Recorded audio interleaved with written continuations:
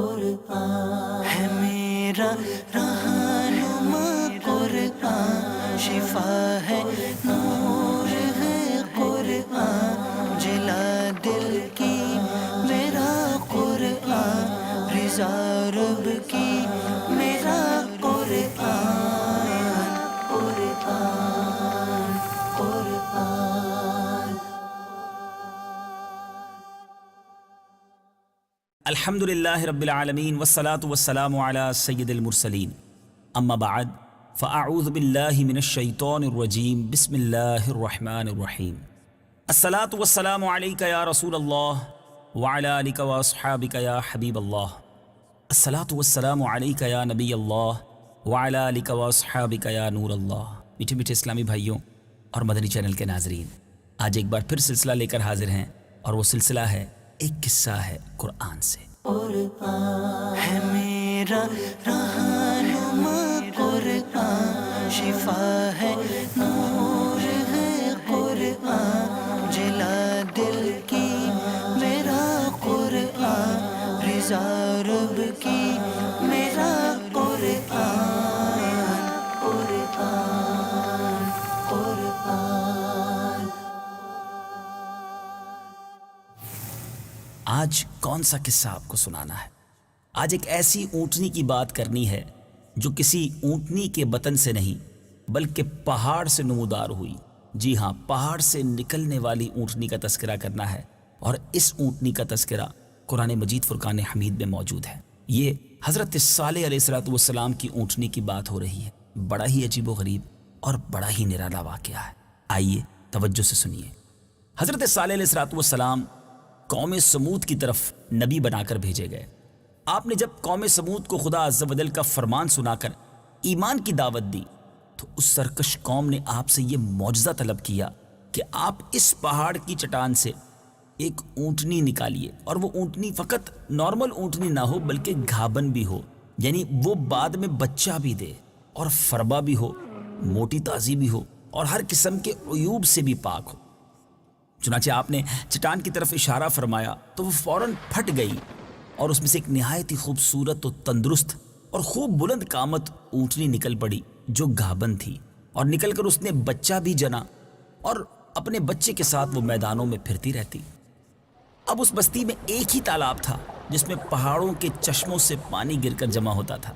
آپ نے فرمایا کہ اے لوگوں، دیکھو یہ معجزہ کی اونٹنی ہے، ایک روز تمہارے تالاب کا سارا پانی یہ پیے گی، اور دوسرے روز تم لوگوں نے پینا ہے۔ قوم نے اس کو مان لیا۔ آپ نے پھر قوم سمود کے سامنے یہ تقریر فرمائی۔ جو آپ نے فرمایا وہ قرآن مجید میں کن الفاظ میں موجود ہے؟ تلاوت قرآن مجید سنیے، اور آئیے اس کا ترجمہ سنیے۔ یا قوم اعبدوا اللہ ما لکم من الہ غیرہ قد جاءت بينة من ربكم هذه ناقة الله لكم آية فذروها تأكل في أرض الله ولا تمسوها بسوء فيأخذكم عذاب أليم۔ ترجمہ: اے میری قوم، اللہ کی عبادت کرو، اس کے سوا تمہارا کوئی معبود نہیں۔ بے شک تمہارے پاس تمہارے رب کی طرف سے روشن نشانی آ گئی، تمہارے لیے نشانی کے طور پر اللہ کی یہ اونٹنی ہے، تو تم اسے چھوڑے رکھو تاکہ اللہ کی زمین میں کھائے، اور اسے برائی کے ساتھ ہاتھ نہ لگاؤ، ورنہ تمہیں دردناک عذاب پکڑ لے گا۔ اب چند دن تو قوم سمود نے اس تکلیف کو برداشت کیا۔ ایک دن ان کو پانی نہیں ملتا تھا، کیونکہ اس دن تالاب کا سارا پانی جو ہے وہ اونٹنی پی جاتی تھی۔ اس لیے لوگوں نے طے کر لیا کہ اس اونٹنی کو قتل کر ڈالیں۔ اب ایک اس قوم کا شخص کدار بن سالف، جو سرخ رنگ کی بھوری آنکھوں والا اور پستہ قد آدمی تھا، اور ایک بدکار عورت کا بیٹا تھا، ساری قوم کے حکم سے اس اونٹنی کو قتل کرنے کے لیے تیار ہو گیا۔ حضرت صالح علیہ السلام منع ہی کرتے رہے، مگر کدار بن سالف نے پہلے تو اونٹنی کے چاروں پاؤں کو کاٹ ڈالا، اور پھر اس کو ذبح کر دیا، اور انتہائی سرکشی کے ساتھ حضرت صالح علیہ السلام سے بے ادبانہ گفتگو کرنے لگا۔ چنانچہ خداوند قدوس کا ارشاد قرآن پاک میں کچھ اس طرح ہے: فعقروا الناقة وعتوا عن أمر ربهم وقالوا يا صالح ائتنا بما تعدنا إن كنت من المرسلين. ترجمہ: پس کافروں نے اونٹنی کی ٹانگوں کی رگوں کو کاٹ دیا اور اپنے رب کے حکم سے سرکشی کی اور کہنے لگے اے صالح اگر تم رسول ہو تو ہم پر وہ عذاب لے آؤ جس کی تم ہمیں وعیدیں سناتے رہتے ہو. میٹھے میٹھے اسلامی بھائیوں، اب جب اس انداز سے اللہ تبارک و تعالیٰ کے حکم کی سرکشی کی گئی، حضرت صالح علیہ السلام کی بے ادبی کی گئی، تو اب اس قوم پر عذاب نازل ہوا. وہ عذاب کیسا تھا؟ قوم سمود کی سرکشی پر عذاب خداوندی کا جو ظہور ہوا وہ اس طرح ہوا کہ ایک زبردست چنگھاڑ یعنی خوفناک آواز آئی، پھر شدید زلزلہ آیا جس سے پوری آبادی اتھل پتھل ہو گئی اور تمام عمارتیں ٹوٹ پھوٹ کر تہس نہس ہو گئیں، اور قوم سمود کا ایک ایک آدمی گھٹنوں کے بل اوندھا ہو کر مر گیا.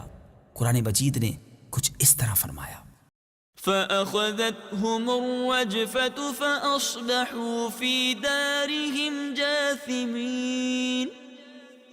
ترجمہ: تو انہیں زلزلے نے پکڑ لیا تو وہ صبح کو اپنے گھروں میں اوندھے پڑے رہ گئے. حضرت صالح علیہ السلام نے جب دیکھا کہ پوری بستی زلزلوں کے جھٹکوں سے تباہ و برباد ہو کر اینٹ اور پتھر کا ڈھیر بن گئی ہے اور پوری قوم ہلاک ہو گئی ہے، آپ کو بڑا صدمہ اور رنج ہوا. آپ کو قوم سمود اور اس کی بستی کے ویرانوں سے اس قدر نفرت ہو گئی کہ آپ نے ان لوگوں کی طرف سے منہ پھیر لیا اور اس بستی کو چھوڑ کر دوسری جگہ تشریف لے گئے اور چلتے وقت مردہ لاشوں سے یہ فرما کر روانہ ہو گئے جو آپ نے فرمایا. وہ بھی قرآن پاک میں موجود ہے، آئیے سنتے ہیں. يا قوم لقد أبلغتكم رسالة ربي ونصحت لكم ولكن لا تحبون الناصحين. ترجمہ: اے میری قوم، بے شک میں نے تمہیں اپنے رب کا پیغام پہنچا دیا اور میں نے تمہاری خیر خواہی کی، لیکن تم خیر خواہوں کو پسند نہیں کرتے. اب خلاصہ کلام یہ ہے کہ قوم سمود کی پوری بستی برباد ویران ہو کر کھنڈر بن گئی اور پوری قوم فنا کے گھاٹ اتر گئی، اور آج ان کی نسل کا کوئی انسان روئے زمین پر موجود نہیں ہے.